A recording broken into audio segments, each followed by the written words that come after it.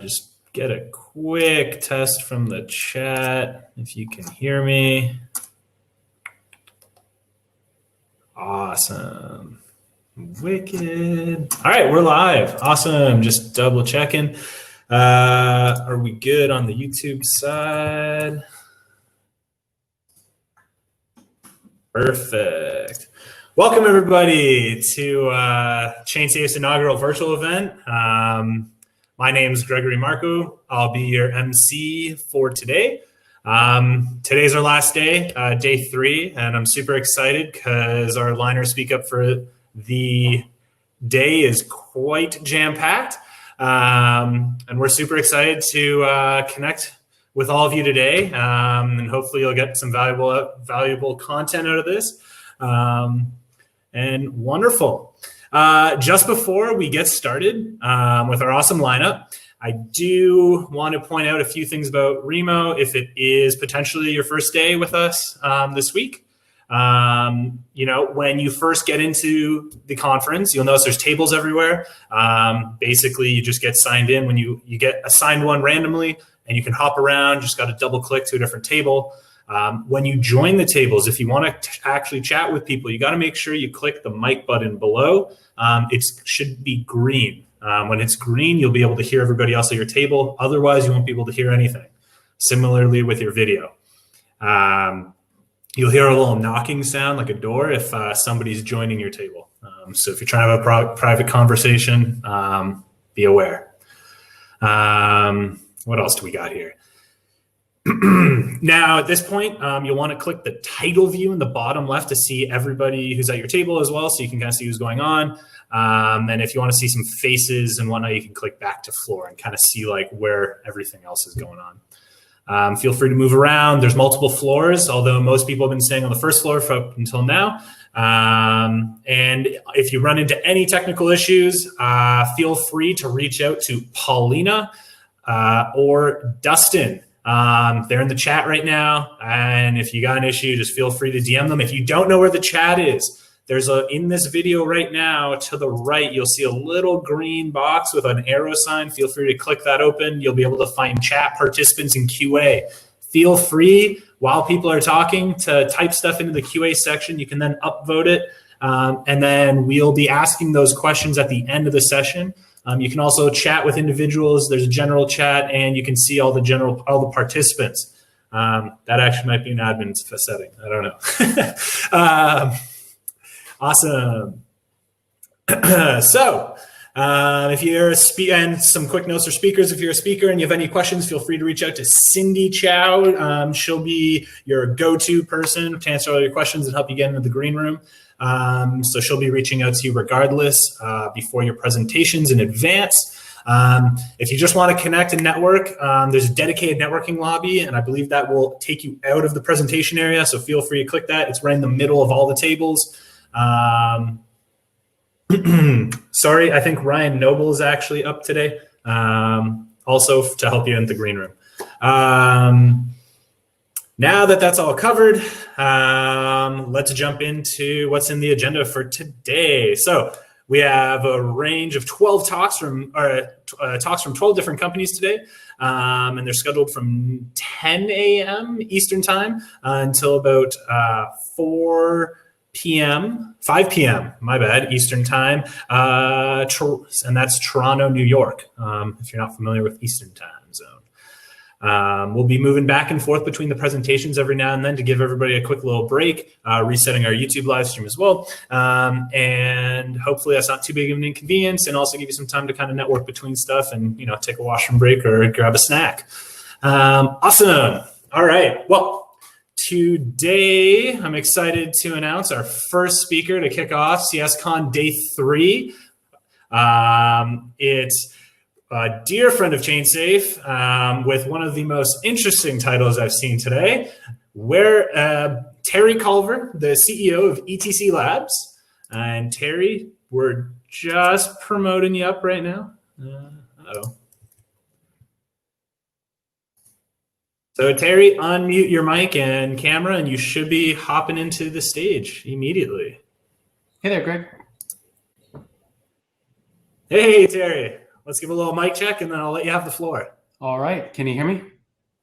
It's loud and clear. Awesome. All right. Well, thanks, Greg, and thanks to ChainSafe for allowing me to talk today. Here, let me get my screen up. Great. So today, where the wild things are, I wanted to talk about some new paradigms for distributed networks, and especially the communities, the social layer that exists in blockchain. First of all, I am Terry Culver from Ethereum Classic Labs. We work on trying to build and expand the Ethereum Classic Network. We do this primarily in two ways. One, we have a core team of developers who help maintain the protocol and build tooling and so on. We also have an accelerator where we provide grant support, funding, investment to early stage projects to help build out the ecosystem. We've been at it for about 2.5 years now, and feel like we're just getting started. You know, we've learned a fair bit along the way, and I think that will inform our roadmap in 2021, which we hope to share more about in January and February. So let's jump in. First of all, the reason I started thinking about this topic was the work that we've been doing with ChainSafe over the last several months on Chain Bridge, which has gotten some discussion over the last couple of days. And I'm very pleased to let everybody know that we've just launched with ChainSafe a chain bridge for converting ETC to DAI. And you can go check it out at wetc.etclabs.org. And this will allow you to wrap your Ethereum Classic token and convert it into DAI. And, we decided to build and launch this bridge, one, in practical terms, because there's a lot of people in the ETC community who want direct access to DeFi. And we hope to use this bridge for connecting to other platforms, but also because it represents our approach to growing Ethereum Classic. And I think it also represents an approach that ChainSafe exemplifies, which is to look for areas of collaboration and connection. That's something that I think really is a characteristic of all their work, and certainly with all the work they've done with us. And it's something that we appreciate and share. I think that there's an important need for more collaboration and versatility among blockchains. And in thinking about this bridge and helping to build it, I started to think about why this doesn't happen more often and why it's even sometimes a controversial topic. And I think it goes back to how we actually conceive of blockchain networks to begin with.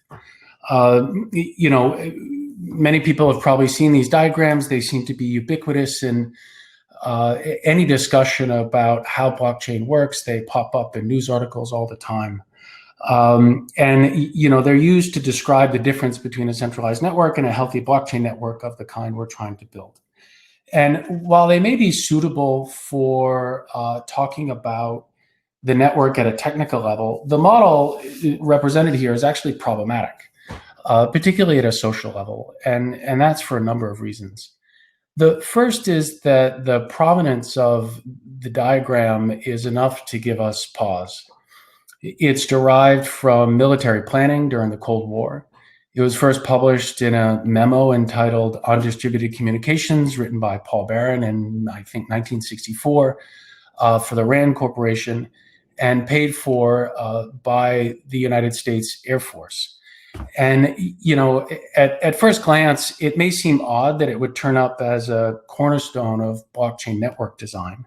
It doesn't exactly reflect, the character of blockchain communities as I know them to date. But that's okay. It's fine to appropriate the model. And in fact, around the same time, the RAND Corporation was also conducting military-sponsored research on augmenting the human intellect which led to the computers and devices that we use today. So it's not that I would exclude the model on the basis that, it was originally designed for a different purpose. But I think it's important to highlight three features about the model that are often overlooked, and I think reduce the relevance it has for blockchain communities. The first is that, even though the, model represents decentralized and distributed networks and the advantage of those, it was designed to exist in the larger context of a strict military chain of command. And I think, that goes hand in hand with how the network is supposed to operate. And so while information is spread across the network without bias, authority is not. It's still very centralized in some level. The second was that, the network was really only meant to be utilized in the extenuating and extremely hazardous conditions of being under attack. It wasn't designed for long-term employment. It assumes a state of constant adversity where every external entity is a threat, where every unknown participant is an attack. It takes an extremely pejorative point of view on any actor who's not already part of the network. And the last feature that I think is important to highlight is that, the network construction is permanently defensive. It prioritizes protection from external threats above all else. A group of nodes communicate with peers so that there's no single point of failure. That's great. It helps provide security. It helps provide, Byzantine fault tolerance and all those good things. But it may not actually be a suitable model for blockchain communities as they grow. As a social network, this model is a vulnerability and can actually limit growth. It may have been helpful or necessary at the early stage, when you have a new and fragile community that's trying to survive. And many blockchain communities have loyal members, but the fact is they all struggle with adoption and with how to grow and how to provide social and economic value to a wider group of people. And for that to occur, I think we need to reconceive of how we think about and imagine the social layer. Blockchain communities need to become more versatile, inclusive, permeable even. They need to become more open to new and challenging ideas, even to criticism or rigorous reflection. There are actually many risks to not doing so.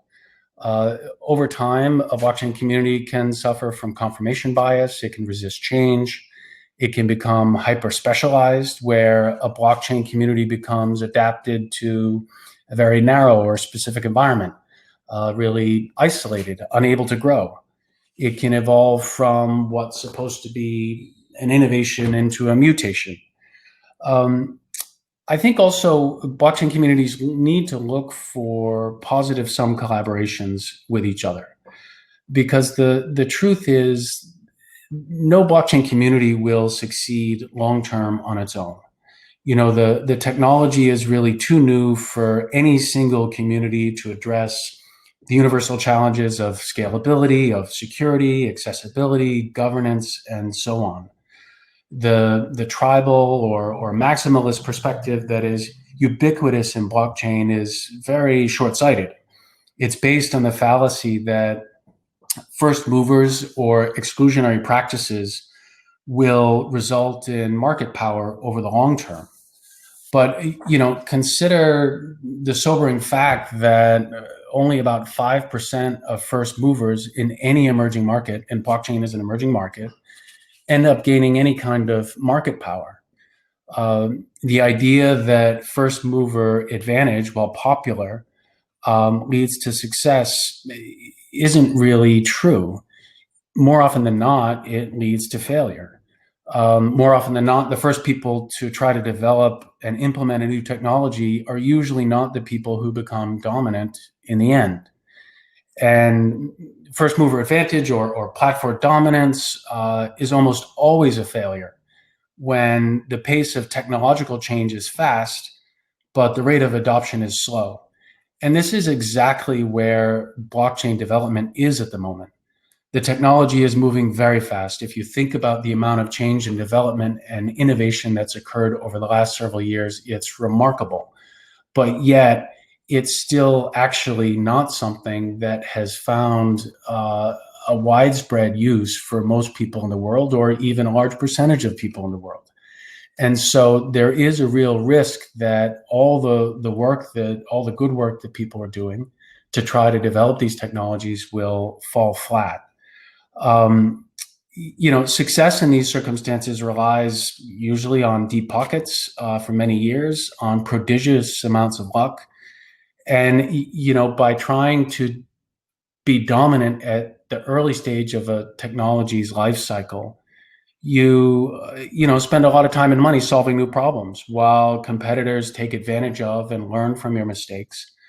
Widespread adoption is most often achieved by second or third generation projects. So the point here is that history is littered with examples of failed technology projects that tried to establish monopolies too soon at the cost of new ideas and innovation. And blockchain will be no different. Even if the technology is, the way it develops will and has so far mirrored the development of other innovative technologies. Blockchain communities that continue to take a tribal or zero-sum approach risk becoming increasingly isolated, eccentric platforms that the world leaves behind. I like to think of it as, the dodo birds of blockchain, and there will be many. I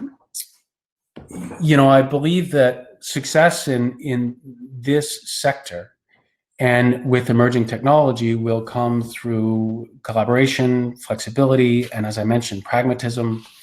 And I think it's helpful to look at natural systems for new paradigms of how we could build blockchain communities. To start to think about blockchain communities as organisms that grow, that evolve, that change, and that mutate. And I'd like to start with Bipartite Networks, where these are networks where different organisms engage in an ongoing transactional resource and consumer relationship. They're not necessarily friends, they're not necessarily partners, but they each have something that the other needs, and they're able to swap it regularly and consistently without adversity. And so, one of the most interesting examples of this is fungal networks, or, mycorrhizal networks, or commonly known as mushrooms or shrooms. This here is a map of a mycorrhizal network underground and how it relates to plants. So typically the fungal networks will intertwine with plant networks, with root systems, and they will swap different nutrients that each other needs. So here in this map, this is a map of a temperate forest in Japan underground. So the red are plants, and the blue and yellow are different types of mycorrhizal networks. And the way it works is that the plants provide carbon and sugars to the fungus, and the fungus provides phosphorus and nitrogen in return. And this is just a consistent exchange, and they swap at the cellular level. So it's not even so much as a bridge, it's that they really combine communities and forces to get what each other needs. The second interesting, I think, model to look at is biological neutralism, which is something I think a lot of people are familiar with, when organisms evolve to rely on ongoing cooperation with each other. And so there's the archetype of the crocodile and the plover. If you're like me and you never really quite fully trust the crocodile, there's also other examples like the oxtail and the zebra over here on the bottom. And the last model that I would look at is this little creature here called a leaf sheep. It's really just a sea slug, which, you know, the name doesn't really match the form.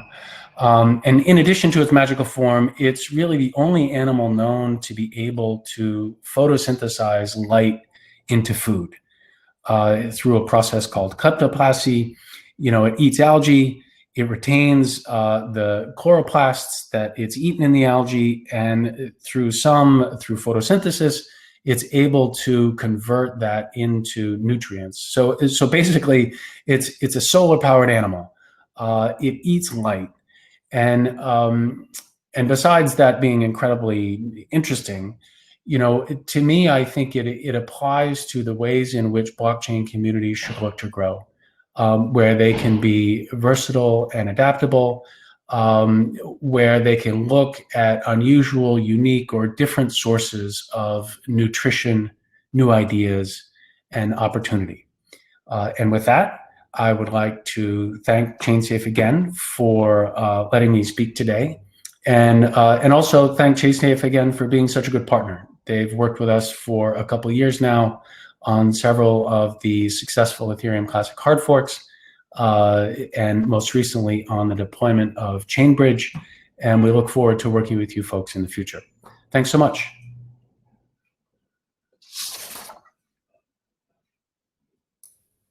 Hey, Terry, that's awesome. Thanks so much. I think honestly, I've learned a little bit of something with your analogy on how the plant systems there work, which is really interesting.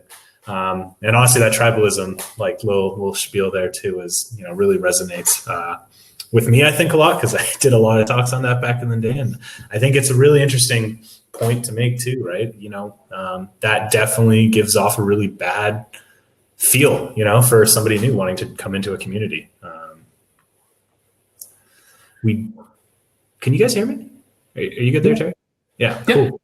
Awesome. Yeah, we have a few Q&As for you. So we'll go through those and go from there. So first up, what are some of the strategies that you've employed to foster an environment that resists confirmation bias and deference to authority? So to resist confirmation bias, you know, what we try to do is talk to as many people outside of our immediate community as possible. It's kind of like a reality check, you know. So what we think might be a good idea for the network, you know, I'll go talk to someone who, you know, maybe thinks ETC is a dead chain, and see what they say. And not that I'm looking to get them to agree, but, you know, they're looking at our community from a different perspective. And as much as I might not like what they have to say, you know, I want to be aware of that before we move in that direction.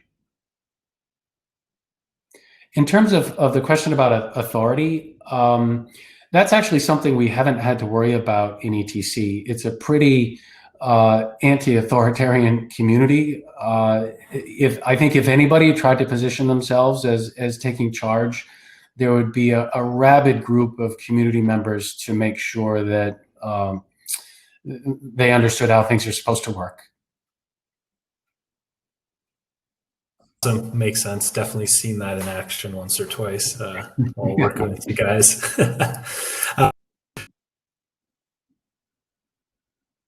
What led you to looking at for inspiration for ideas and solutions to blockchain communities?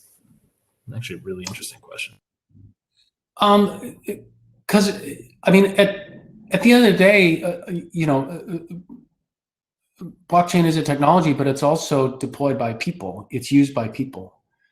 So we can build all kinds of cool things, but unless they're relevant to people, unless they're providing value, they're not going to go anywhere. And I think, you know, that means that, you know, even though we're looking for permissionlessness and trustlessness, you still have all the complicated relationships that exist in any community. And so I started thinking about natural environments where you have communities that, operate in a way that may be decentralized or have an intrinsic form of collaboration that allows for positive sum gains rather than zero sum ones. Awesome. And finally, how can we start changing a blockchain community, or at least beginning the conversation that is decentralized to ensure we don't become the dodo bird of blockchain?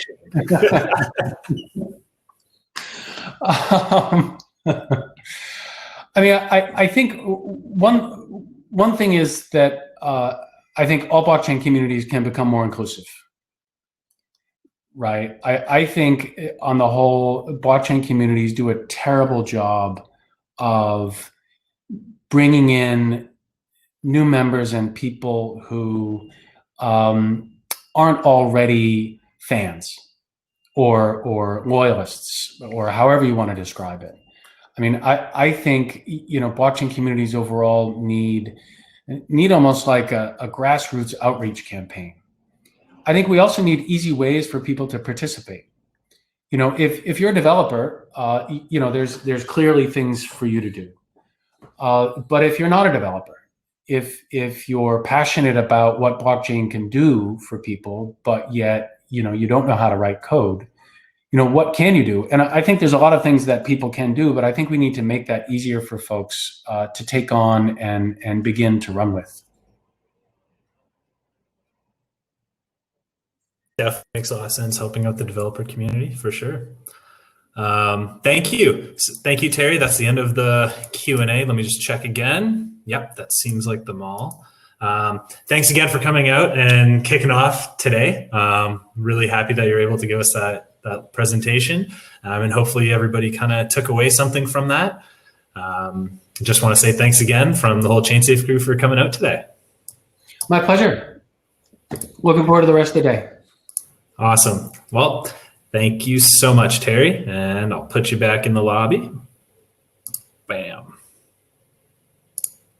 Cool. Awesome. Hopefully everybody got something out of that.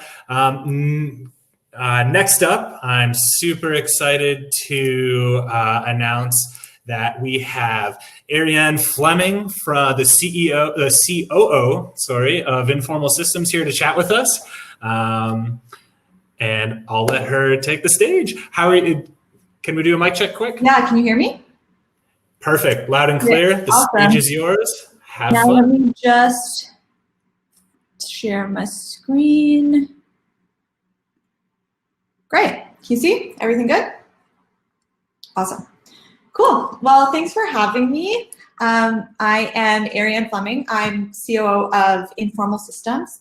Informal is a core development contributor in the Cosmos network, and we're focused on supporting and building a secure multi-chain Internet of Blockchains. So at Informal, I focus on the non-technical aspects of our work, and I've played various roles in organizations supporting the Cosmos network for the past 3 years. And today I'm not going to discuss our specific work at Informal or our role in Cosmos. I've had colleagues who have discussed on these topics, and hopefully tuned into their talks. But instead, I'm going to discuss how the nature of the blockchain industry is changing the game of managing companies, and how we have to think about company management in terms of sustainability in order to bridge the gap of old world centralized systems and this new world of coordination, autonomy, and incentive alignment. Building a business is hard. If you take guidance from any traditional startup mantra, it'll tell you you must work with good people, don't run out of money, and build something customers want. This all works well and fine in the old definition of traditional YC-like startups, with founders working together in their basement, staying tight on finances, and quickly iterating on an MVP and trying to raise money and constantly chasing MRR to prove out product market fit. But this model doesn't hold so easily when we are talking about building public goods like blockchains. Zaki Mannion gave a great talk at the MIT Bitcoin Expo back in 2019 and on defining the MVP for the next generation of blockchains, really highlighting how the product development cycle for traditional startups isn't on the same timescale as building public blockchain infrastructure. However, the notion of getting users and feedback as quickly as possible still stands as important. We don't need to ship the pièce de résistance only to find out no one wants to use it. So we have to reconcile the tension between building public infrastructure and lean startup principles. So while we fund blockchain development like infrastructure, the irony of companies and people building these large-scale public infrastructures is that at the end of the day, they're startups whose biggest risks are not technical, they're operational. They're just teams figuring out effective ways of working together to ship software that can be validated in the market. However, while they may structurally be startups, they can't always act like startups. All types of companies in this industry, from those building public goods to those building solution-specific applications, must operate more like multinational organizations that have global risk profiles and coordination concerns. And so we have to reconcile the tension between complex company operations and lean startup principles in an industry where the technology is advancing ahead of company development. So ultimately, the nature of the blockchain industry is not only changing the nature of achieving product market fit and building something customers want, but ultimately the process of managing the companies that are doing this product development work has changed completely and changed the rules of the game for company operations. So while the technology is unlocking new kinds of potential that we've never seen before, we're still in a transition period, and I expect to be for quite some time, between this old world of centralized systems and middlemen and this new world of coordination, autonomy, and incentive alignment. And in order to make these revolutionary technologies realize their true potential and make it to market to become the practical, useful technologies that promise to push society forward, we need to manage pragmatism over tribalism and bridge the old world with the new world. Seems to be a theme this morning. So in turn, we need to set up company operations with this transition in mind and hedge risk in the old world while taking advantages of opportunity in the new world in order to be sustainable. So I'm going to talk about 3 areas of company operations that the blockchain industry has completely turned on its head. So first, hiring, working with good people. Second, social coordination, collaborating effectively as a team to build something customers want. And finance, don't run out of money. So first, I'm going to talk about hiring. As you all know, this industry is global in nature. More so than any other field in tech, the blockchain ecosystem has an unprecedented amount of remote and globally distributed teams. It's a truly global movement of passionate crusaders working on hard problems together in a distributed and remote fashion. These teams are more global than ever, and hiring good people in your startup doesn't just mean finding people in your city that you love to work with, but it means collaborating with people who were once strangers on the internet, because the industry has brought together people where passion overrides proximity. So how has the global nature of this industry impacted company operations? There's an inherent tension between the old world of hiring based on traditional country-specific employment law, rules, and regulations, and a global movement of people working together around the world. And while the teams building these blockchain technologies ideologically want to work without barriers, we're bound in many ways by the old system. We don't have global passports, and we have to compromise and operate within the existing structures. Have you ever had a painful contract negotiation experience with a candidate? You give them an offer letter and the candidate challenges everything in the offer and they want to change every line of your contract template. So you have to call your lawyer and you go back and forth a few times to talk about the changes. Now you can imagine the candidate that you want to hire is in a foreign country and their employment law rules say that the contract has to be in 2 different languages. And so you hired a local lawyer, but you don't speak the same language as them. So you don't really understand if you know the implications of what they're trying to tell you. And now multiply that confusion by 10 if you want to hire in 10 different countries. The surface area of risk when hiring globally grows exponentially. Not only is it hard enough for startups to keep up with one country, but these blockchain startups that hire globally now have to keep up with many. Hiring isn't just pulling a template employment contract from a startup agreement off the internet, because your employees are now in countries all around the world. The company you founded to build technology needs to be registered in a country to do business or hire. You may need a legal entity in a new location in order to hire there. You need to understand the labor laws and tax implications of each country. As many companies do, you could hire everyone as contractors, but that could be exposing your small startup to an unknown amount of risk and may not look out for the best interests of employees, especially those with families or aging parents where local insurance and employment benefits are important to them. So how can startups that are hiring globally hire while hedging this risk? There are some solutions that exist to hiring globally, like global employment outsourcing agencies that can act as an employer of record. But these solutions can be costly. You can lose operational control. You can lose the ability to take advantage of local grants or government financing opportunities. And ultimately, they were created for much larger corporations. I've worked with a number of company structures that include subsidiaries in Canada and US and all over Europe. And after years in legal fees, we've essentially created a business-in-a-box company structure that easily allows you to create a hub-and-spoke model by setting up a North American parent company with wholly owned subsidiaries in Europe and a cost-plus service agreement that allows you to fund the entities in a transfer pricing compliant way. Transfer pricing isn't something that most startups even have to think about, and yet these global blockchain companies are getting an introduction to complex global accounting at a very early age.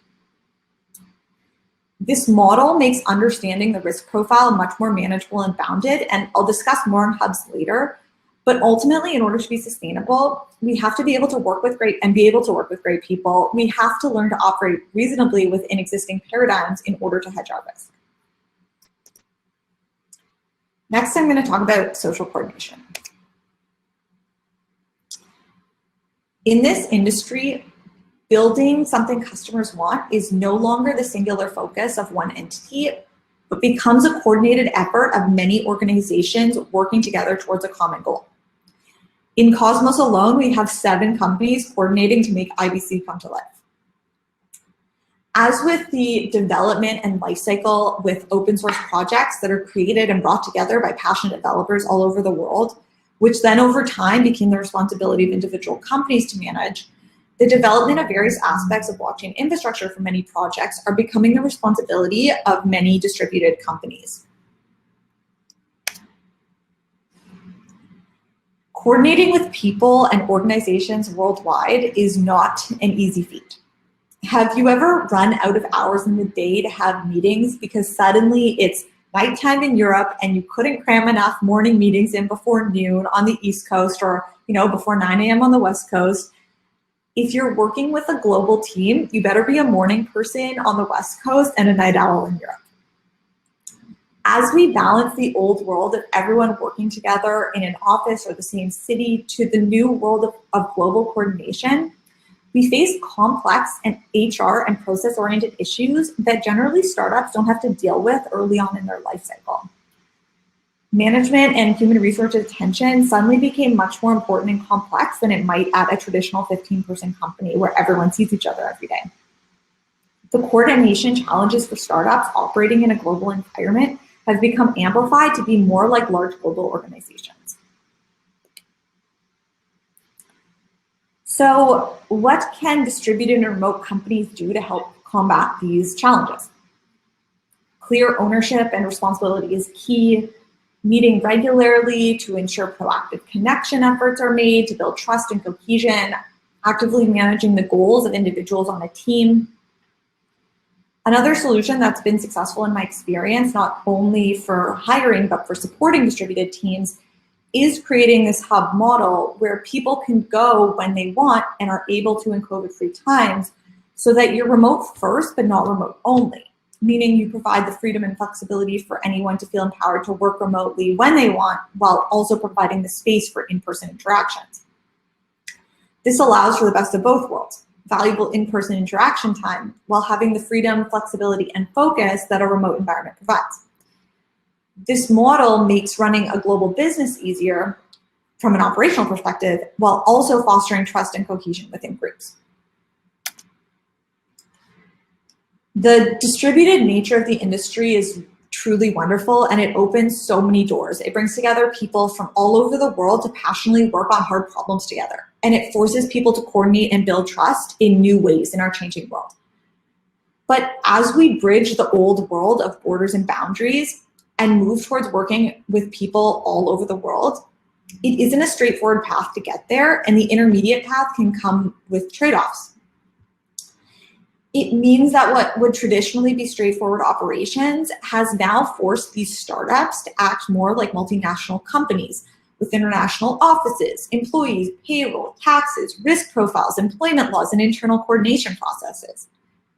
Social coordination has changed and adapted. And while the blockchain industry has been in a perfect position to deal with the COVID-19 pandemic from a remote work perspective, there is a non-negligible cost to having remote work and the risk and complexities involved that these startups must address in order to be competitive and sustainable in the long run and be able to bring these revolutionary technologies to light.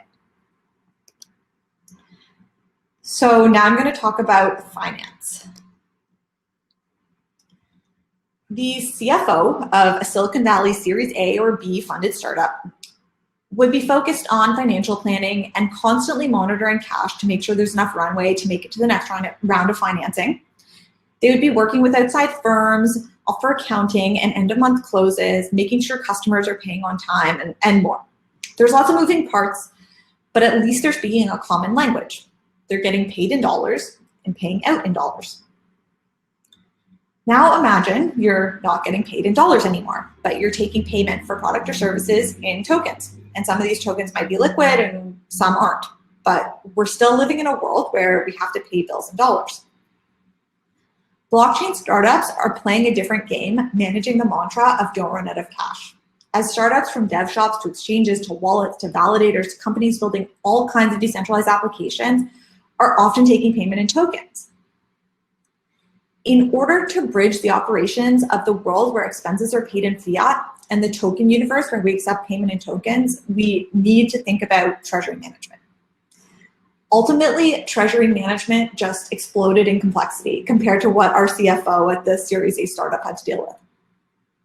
These token holdings introduce a whole new element of treasury management that many founders, particularly technical founders, never had to consider.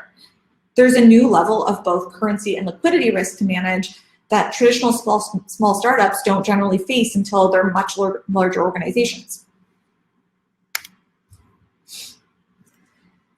An expanded balance sheet of cash and tokens presents a huge opportunity for companies to grow their treasury and autonomously manage their wealth if balanced well. But many technical startup founders didn't sign up to manage a token fund. Traditional advice follows that cash is queen, and these startups are no longer just thinking about cash, but rather entire balance sheets of tokens alongside cash. Their startup operations are no longer about making sure they have enough cash in their checking account, but now you need to balance your token holdings while making sure you have enough liquid cash on hand to be paying salaries and lawyers and rent and taxes, which in particular can create a large risk profile for companies who receive revenue in non-cash assets. Instead of a traditional balance sheet with some cash and computer equipment, we've transformed the balance sheets to be highly complex with lots of variables and things to consider at all times. Cash flow management, crypto FX management, and long-term investments have now all come into play. We're seeing many traditional hedge funds and public firms expand their asset management to include crypto on their balance sheet, and they're holding Bitcoin as a store of value and hedge against inflation. But these companies also have lots of finance folks on staff to help secure and monitor this. And small companies focused on building don't always have such luxuries. Founders and early employees now need to decide for themselves how to manage their treasury.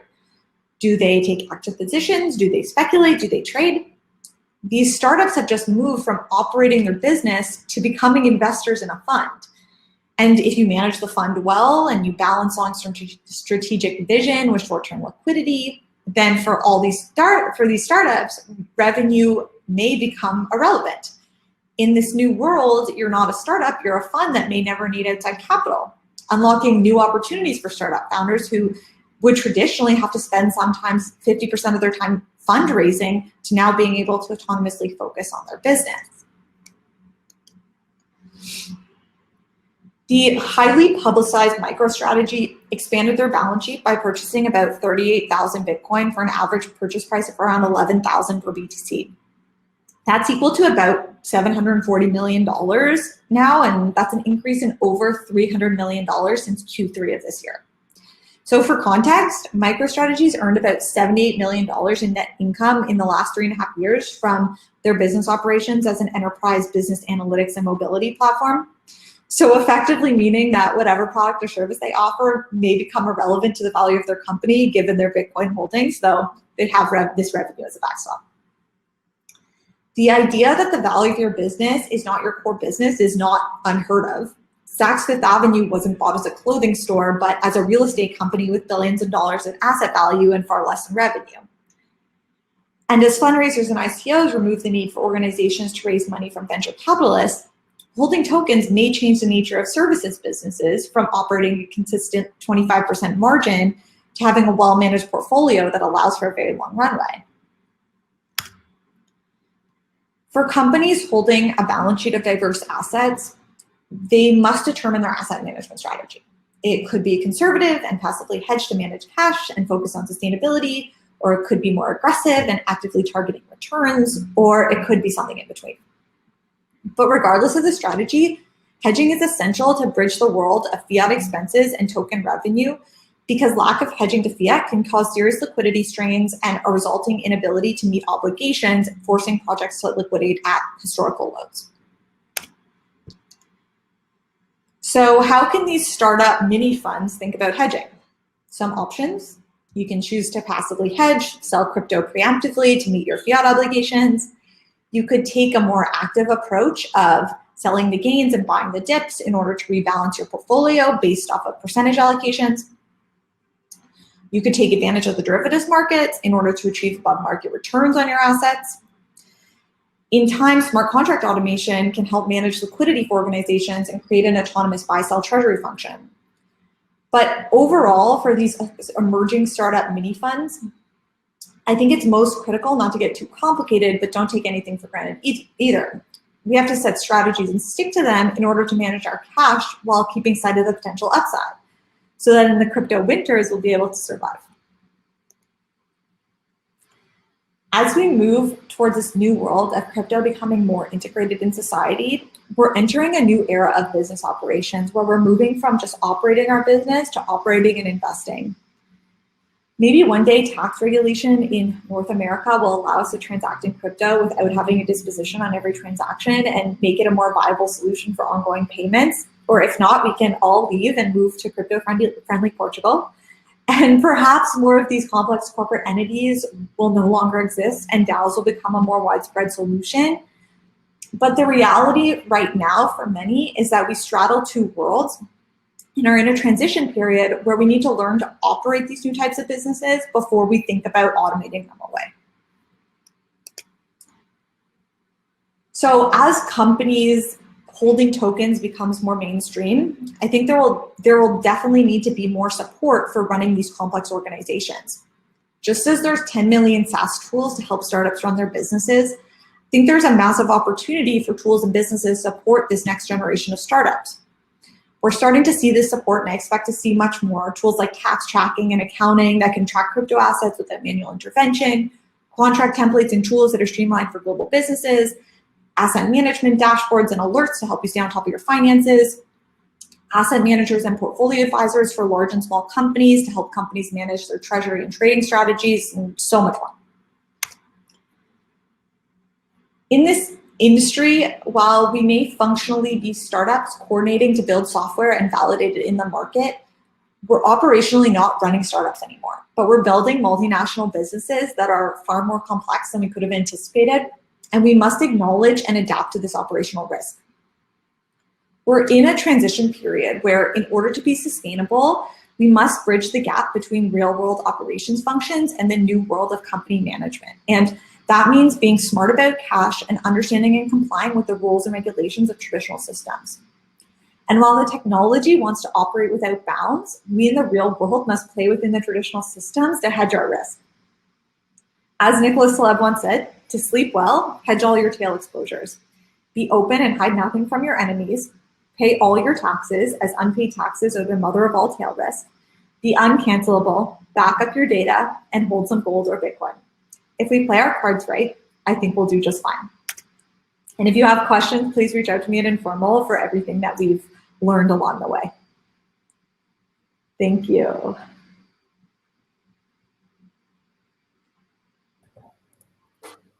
Hey, thank you. That was awesome. I really couldn't tell you how many of those are so applicable. That's what I was like, all these, a lot of these crypto, like blockchain startups have the same issues, operational challenges. So hopefully it resonated. Yeah, I might not be dealing with a lot of them anymore, but oh my, at the beginning, big challenge. That was great though. I personally really enjoyed it. Hope everyone else did. We have a couple QA questions to go through really quickly. And then, someone just voted. I'll just go in them in order, how they voted, and we'll go from there.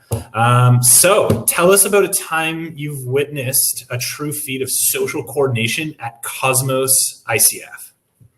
Cool. I think we see it all the time. I mean, as I said, right now there are 7 companies working together to make IBC come to life. So, I mean, that is and there's people who are taking leadership positions and owning the decision-making responsibility and coordination of all of those groups, but that is not an easy task in any way. And so I think we're seeing that right now really play out and come to life. And it's like a really fascinating social experiment to see how, responsibility of different parts can be kind of distributed among so many teams and what that takes to coordinate with one another. So. That's awesome. Yeah, that makes a lot of sense. Next up, how can blockchain companies reduce the complexity both in their organizational structure and financial statements? Or is complexity the only solution for managing risk in the blockchain industry? That's a great question. To be honest, I ask myself this all the time. Is complexity our only answer? I think that at least from my perspective, I've done this for 3 different organizations over the past 3 years. And I think just having the experience of going through how to set up companies, how to hire, how to do all these things, you kind of create a playbook. So one way of reducing the complexity is just working with people who have gone through these experiences themselves. And then similarly, I think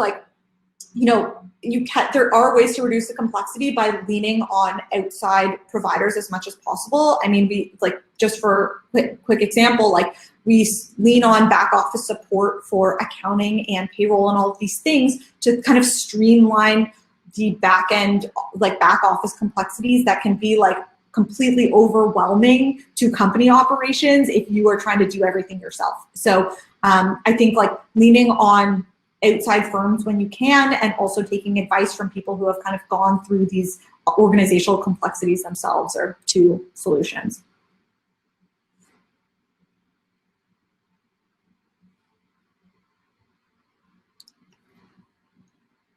Are we frozen? Oh, sorry. Yep. Don't know what happened there, but we're good. I got that. I got it right to the end. That's awesome. Yes. I mean, it's would you say then at the end of the day, it's kind of you just got to battle through it? You do. I just think the interesting part of this industry is that there is no playbook. You're kind of creating your own playbook. So it's while, all these YC startups have a great playbook of how to set up a Delaware corporation, and here's your corporation docs, and here's how you do your first seed round and blah, blah, blah. That kind of playbook doesn't exist in this industry. So we've kind of been making it up as we go along. Yeah, that makes sense. Cool. Thank you for that. And finally, one last question here. More specific to informal systems, what's the biggest challenge you faced while structuring it? Great question. So at Informal, we're headquartered in Canada, but we have a subsidiary, a wholly owned subsidiary in Switzerland, and then a branch office in Austria. We originally thought we were going to have a separate country in Austria, or a separate company in Austria, but Austrian governments don't want anyone who isn't Austrian to set up companies there. So just purely structuring was like a feat on itself, trying to get all of these entities set up, getting bank accounts in every country and whatnot. And I think secondly, Informal is structured like a workers' cooperative where every member, after 9 months of being with the company, gets a vote, a member vote. And so essentially it means the company is democratically controlled by the employees. And this concept has been incredibly challenging to structure while still being a CCPC, like a Canadian controlled private corporation in Canada, because we have to balance like having international members while also being Canadian controlled. So I think like that is another thing that we've really had to struggle through a bit, but eventually we got there. That's awesome. Yeah, that's a very, we've chatted about your structure before. It's a very, very unique structure. That's super awesome. Yeah, anyway, thank you so much, Ariane, for coming out today, giving us that awesome chat, kind of go like, business and blockchain and like how to kind of get that set up. And yeah, hopefully everyone had a great, learned some stuff. Feel free to reach out to Ariane if you have any questions about that. And we thank you again for coming out today to CSCON. Thanks for having me. Cheers. Bye. So today, so everybody, we're going to go on a quick 3 to 5 minute break. I'm not actually sure how long. 3 minute break, it looks like. So I'm going to tear down. Feel free to go back to the tables. Make sure you unmute your mic. It's the only way you'll be able to communicate with everybody at the tables. And we'll see you guys back in about 3 to 4 minutes.